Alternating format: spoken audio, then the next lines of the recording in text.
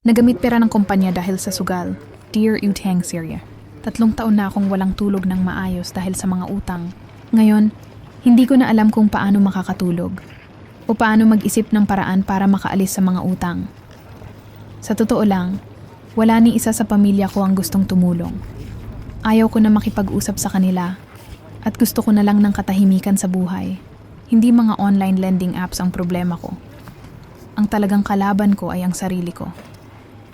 May trabaho ako sa isang kumpanya sa loob ng 7 taon at mapagkakatiwalaan ng boss ko, pero nasira ko ang tiwala na ibinigay niya sa akin.